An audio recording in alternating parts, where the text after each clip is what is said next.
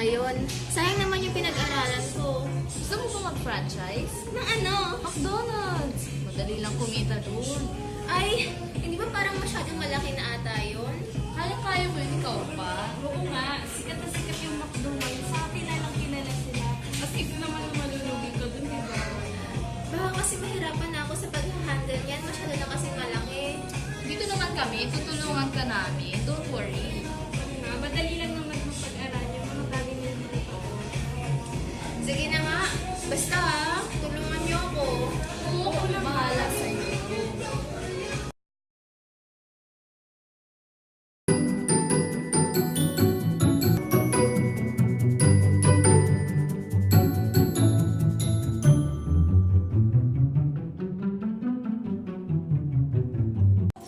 Kamusta naman yung takbo nitong ating business? Okay na po, ma'am. Maganda po yung pasok natin po.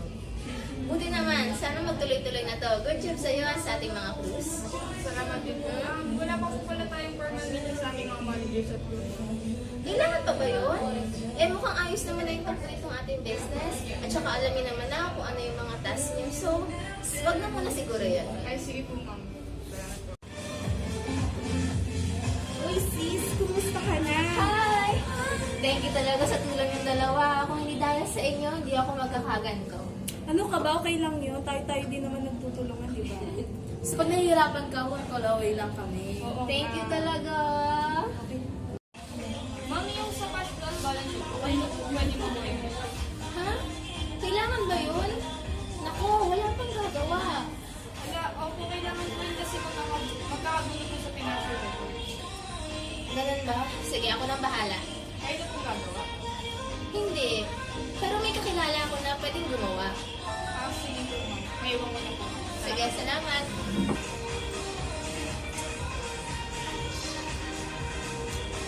Ano ba ito si Shaira? Hindi sumasagot?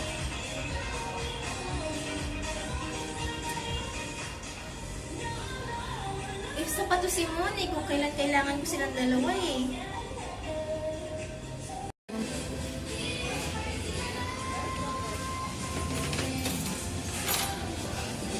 Asma?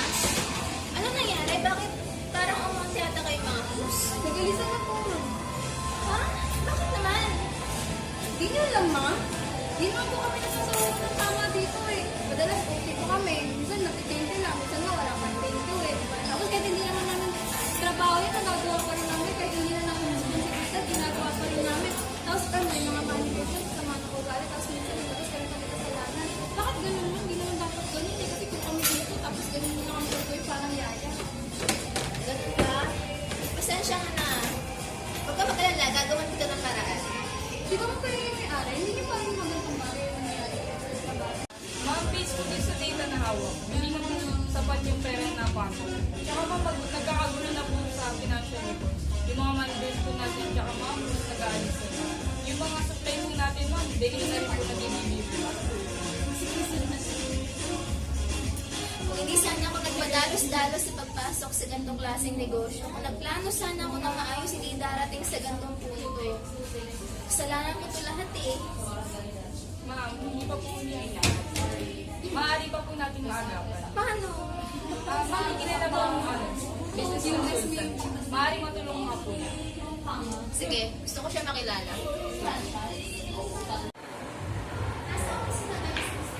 Oo, nandun siya kanina ba? Nausap ko na siya kanina eh. Bago dumating na ating ma'am, ito po si Mr. S. Ito po sa mga business ko namin po. Ito po ang balas. Ma'am, sir.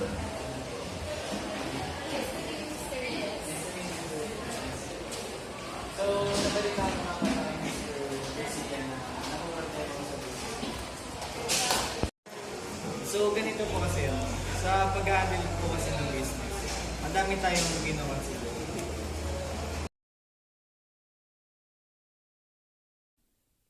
Maybe you're writing a business plan because you're seeking investment funding or trying to get a bank loan, or maybe you just need a better roadmap or strategic plan for your company or nonprofit. Whatever your reasons, writing a business plan is actually proven to help you grow your business faster. Let's get started. The first section of your business plan is the executive summary. This is your business in a nutshell, so try to fit it in 1 or 2 pages. This is always going to be the first thing you see in your business plan, but we actually recommend writing your executive summary last, since you're going to pull tiny pieces of all the other parts of your plan into it. Next is the problem and solution section of your business plan. Your company needs to solve a real problem that actual customers in your target market have, and they have to be willing to pay for it.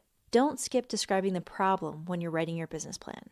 Then say how your business solves the problem. Tell a story here. People are actually a lot more likely to understand and remember your business later if you tell them a story about a specific customer who uses your product or service.